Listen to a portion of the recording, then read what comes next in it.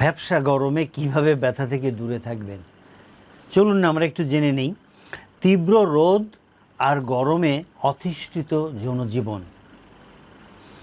গরমে রোদে ক্লান্তি আসে খুব সহজেই, তারপর আসে ব্যথা। চলুন জেনে নেই কিভাবে দূর হবে এই ব্যথা। ব্যথা দূর করতে হলে আগে জেনে নিতে হবে কি কারণে আপনার ব্যথা হচ্ছে, সে অনুযায়ী চিকিৎসা দিতে হবে। অর্থাৎ আপনার যে ব্যথা হচ্ছে সেই ব্যথার মূল কারণ কি, এটা আমরা হিস্ট্রি নেই এবং হিস্ট্রি নেওয়ার পরে এটাকে আমরা অ্যাসেসমেন্ট করি। অ্যাসেসমেন্ট করে আমরা বের করি আপনার ব্যথাটা কেন হচ্ছে।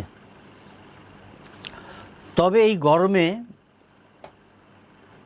ভুল পদ্ধতিতে যদি আপনি ব্যায়াম করেন তাহলে আপনার কষ্ট বেড়ে যেতেই পারে।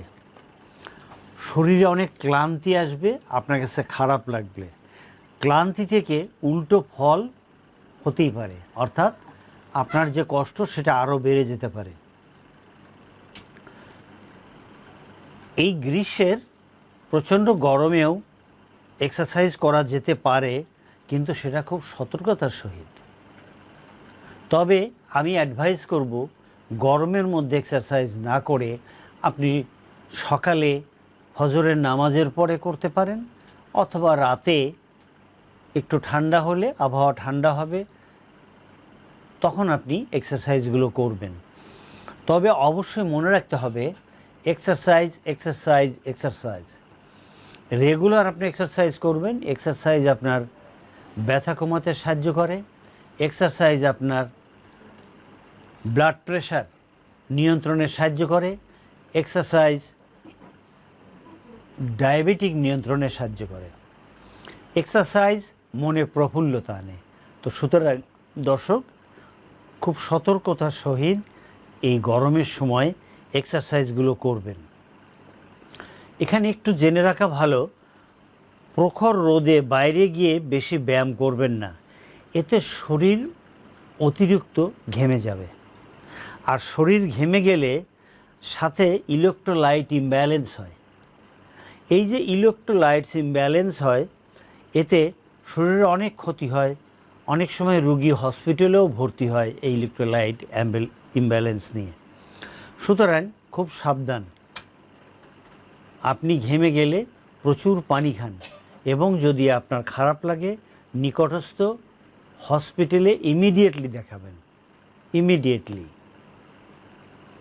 অলরাইট দর্শক, এরপরে আমরা চলে যাচ্ছি এই এক্সারসাইজ করার সময়ে, এই গরমে চলাফেরা করার সময়ে অবশ্যই আপনি পানি ক্যারি করবেন। পানি পানি পানি, বিশুদ্ধ পানির অপর নাম জীবন। পানি আপনার শরীর থেকে অনেক কিছু ওয়াশড আউট, ধুয়ে মুছে বের করে দেবে। পানি কম থাকলে শরীরে ব্যথা হয়, আর সেই পানি যদি আপনি একটু বেশি বেশি পানি খান তাহলে দেখা যাবে যে আপনার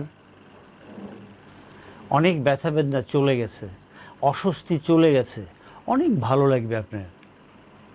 তো সুতরাং পানি সঙ্গে রাখবেন এবং পানি খাবেন। যখন আপনি এক্সারসাইজ করেন, যদি আপনাকে করতেই হয়, এরকম সময়ে অনেক পানি না খেয়ে অল্প একটু পানি খেলেন।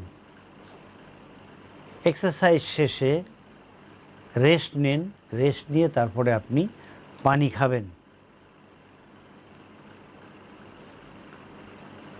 দর্শক, কি খাবেন, কি ধরনের ফলমূল খাবেন এই গরমে?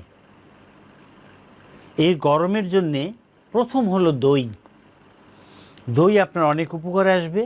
লেবুর শরবত এক্সিলেন্ট। লেবুর শরবত আমি প্রায় খেয়ে থাকি। লেবুর শরবত আমার পরিবারের অন্যতম ড্রিঙ্কস, আমরা খাই সবাই। শশার কথা আমি বারবার বলছি আপনাদেরকে, এবং শশার একটা ভিডিও দেওয়া আছে আমাদের এখানে। শশা আপনার হজম করতে আপনাকে সাহায্য করবে। শশা আপনার শরীরের ভিতরের যে সমস্ত খারাপ জিনিস আছে সেগুলোকে ঝাড়ু দিয়ে বের করতে পারবে, অর্থাৎ শশা ঝাড়ুদারের কাজ করে। তরমুজ এক্সিলেন্ট। তবে এখন আমাদের দেশীয় তরমুজ খুব অল্প পাওয়া যায় বা বাইরের তরমুজ পাওয়া যায়, তরমুজ খেতে পারেন। পুদিনা পাতা আপনার অনেক উপকারে আসবে, বিশেষ করে পুদিনা পাতার চা আপনার ভালো লাগবে, অনেক উপকারে আসবে। দর্শক, অবশ্যই আপনার একবেলা হলেও আপনার খাবার তালিকায় আপনার রুটি বা ভাতের সাথে কালো জিরা ভর্তা, তার সাথে ধনে পাতা ভর্তা আপনি খাবেন। এতে আপনার শরীরে অনেক উপকার দেবে ইনশাআল্লাহ, ইনশাআল্লাহ। দর্শক, এই ছিল আমাদের আজকের টিপস। কি ব্যাপারে? ব্যবসা গরমে।